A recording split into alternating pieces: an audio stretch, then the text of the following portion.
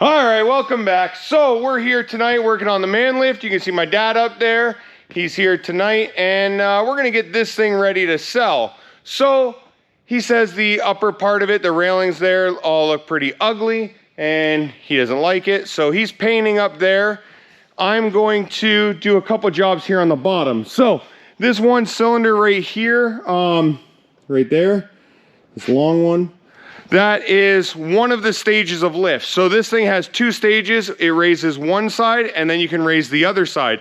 This side here is kind of weak, and that's because the cylinder's kind of bypassing internally. It doesn't piss out all over the floor, but it doesn't pick up the weight that it should. So we're gonna take that cylinder out. We're gonna rebuild it just like we did with the hoist ones. And there's a valve.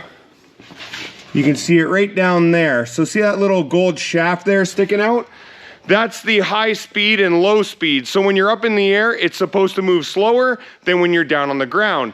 Well, it never worked when I originally bought the machine. So what I did was I took the magnet off so it wouldn't pull anymore. And it was just always in high speed, which was fine for what we're doing in here. So I got a new valve for it here, and we're gonna put the valve in so it'll have high speed and low speed as it should. The cylinder will be fixed. The railings will all be painted.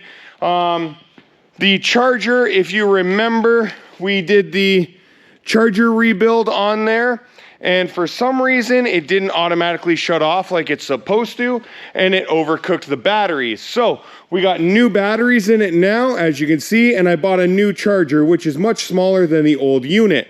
So what we're gonna do is remove the old unit out of that side, get rid of all the wiring and everything for it, so it doesn't look like a hack job. We're gonna mount this little charger over here on this side so it's permanently mounted to the machine. And then we're gonna put the nice cover on that Dynamic made for us to cover in the batteries like this side here. Once that's all done, we'll get it out, power wash it, clean it up a little bit from some of the, old oil and gunk and whatever was on here from before I bought it. And yeah, it should be ready to go to a new home. So that's what we're doing tonight, and yeah, let's get at it.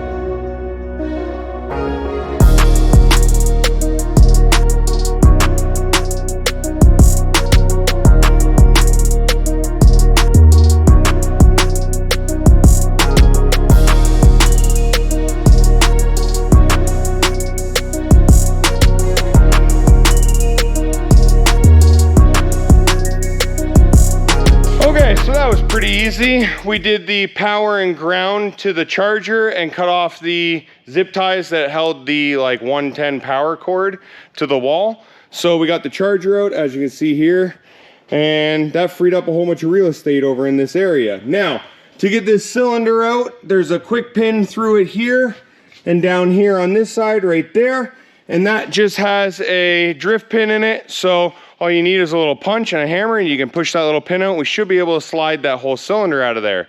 Now, if that is as easy as I think it's going to be, the only thing left after that is to disconnect this hose right here, and that's what supplies the hydraulic fluid to the end of the cylinder to raise and lower. So let's try and pound those suckers out and see how lucky we get.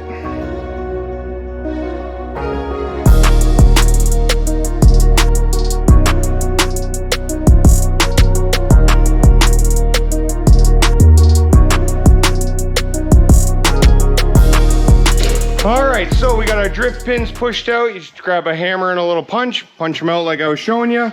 Now we're going to loosen the hydraulic line here. And since this is out just a little bit, I ended up raising it on a couple pieces of wood. Since it's out a little bit, there will be some fluid in here, which is gonna come out.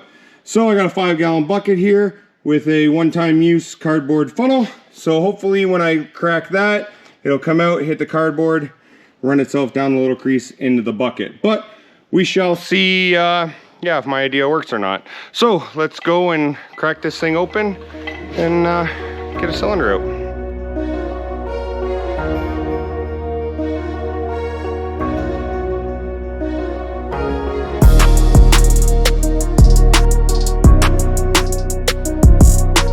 Alrighty, so we got the cylinder out. As you can see, our little cardboard funnel worked great. I have the line with a rubber or a glove on it, just on top of the bucket in case it leaks any. Got my 2 pins right here and the little drift pins that hold them in place.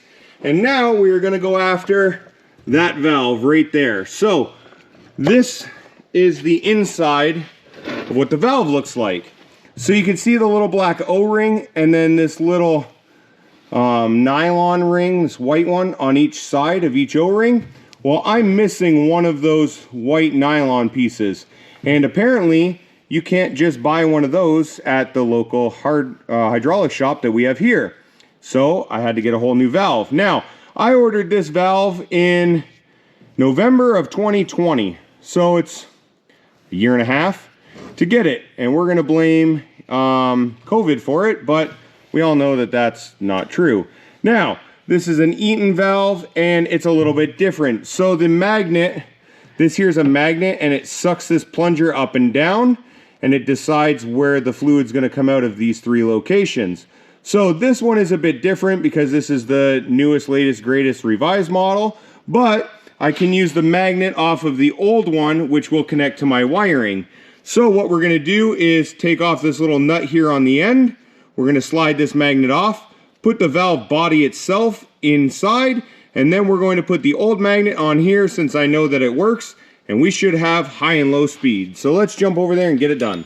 Okay, so like I mentioned, here's one of the wires that goes over to this magnet, and here's our other wire right here. So I left it all right here with the machine. Now this is the old magnet, obviously, and the nut there and the little cap. And then what we need to do is pull this guy out here. It's just one nut. That'll thread out, thread the new one back in. It shouldn't leak very much, but usually every time I say that, I get proved wrong. So yeah, let's cross our fingers.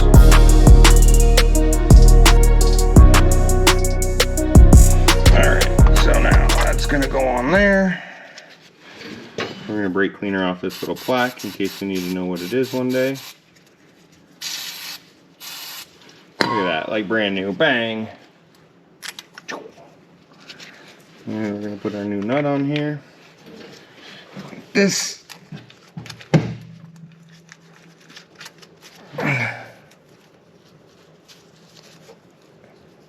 And there you go. So now we should have high speed and low speed. And if we don't, that was a waste of $180. Yeah. Probably a half an hour because that's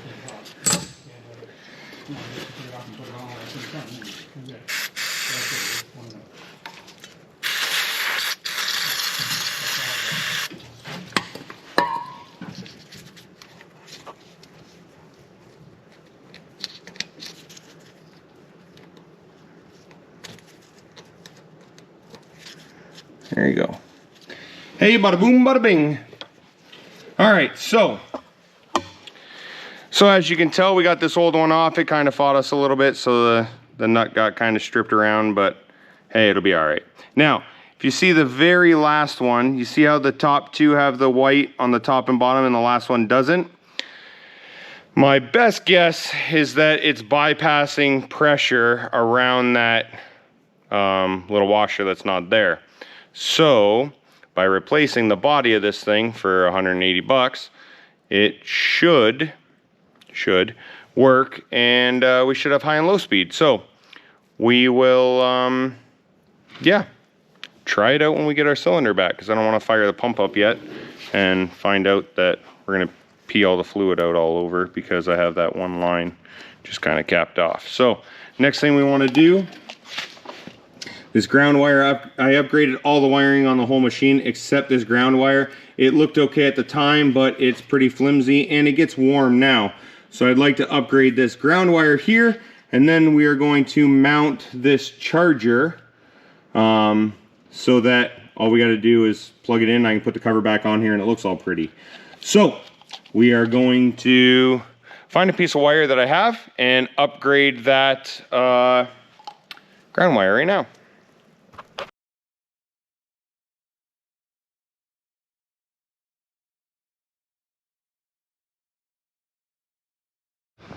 All right, so Dad went through and got all the railings painted. They look great. He touched up some of the black paint down here on the bottom.